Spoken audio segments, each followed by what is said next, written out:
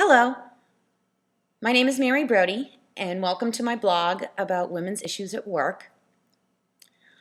I decided to do a video blog rather than write pages and pages of text you probably won't read, because no one reads anymore, let's face it. And hopefully you'll watch a quick video and participate in the conversation about some of our issues in the workplace. What started this concept for me was finishing the book Lean In by Sheryl Sandberg. And it's so exciting that a book was written recently for women to start talking about workplace issues for women again. Hasn't been done in a while, and it's about time. The issues have changed slightly, and we might be able to address them differently since time has passed, since they were first brought up. The book is great, but I had some challenges with it. I'd say the biggest challenge I had with her book was her use of the term bossy. And let me read the quote from her book where I had the problem. I want every little girl who someone says they're bossy to be told instead you have leadership skills, because I was told that, and because every woman I know who's in a leadership position was told that. Wow. I think she kind of meant and was referring to girls who have a take charge attitude, but we have to admit there's a big difference between girls who want to go get things done and make things happen versus girls who want to tell everyone to do things their way.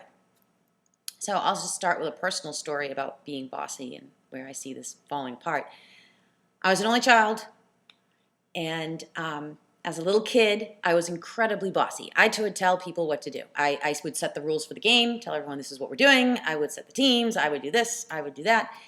And more times than not, I would be told that I am bossy, or I would get into an argument that people don't want to do things my way. And after many days of arguments and not having anyone to play with, I learned pretty quick, being bossy doesn't get you anywhere. You have to share, you have to listen, and you have to interact with other people and make suggestions to see if people want to do what you want to do. So this gets back to the term bossy and when you're a little girl and what that means. And I have to say, bossy I don't see as a good word for a little boy or a little girl, and that's what that kind of is, that statement's implying, that it's okay for a boy to be bossy. And it's not. It's not okay for anyone to be bossy. I did a search on the term bossy to see what I'd come up with. And after a couple of pages of definitions, there was a plethora of sites about how not to be bossy. And here's a quote from one of those sites. Do you find yourself too overbearing? Does no one want to be your partner in work or school projects because you tend to dominate everything? The following steps will help you get to the core of why you're so bossy in the first place, and you can break the habit. Wow. So this gets back to, why would anyone want to be bossy?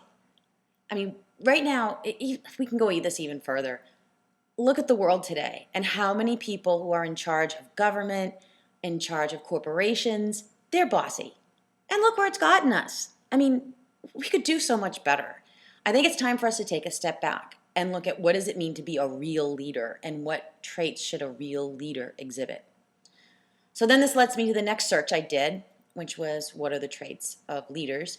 And I got results from Forbes, the top 10 traits, and I'll read them to you. Honesty, communication, sense of humor, confidence, commitment, positive attitude, creativity, intuition, ability to inspire. So first, let's note, no bossy. Bossy not there.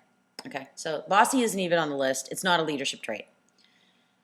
So now if we want to get into stereotypes of women, and I hate doing stereotypes of any particular gender because it just doesn't exist. People have traits regardless of their gender, but stereotypical women traits. We're great communicators. We talk all the time. Sometimes we don't stop. Talking about my own, I think I can do this. We're great at commitment.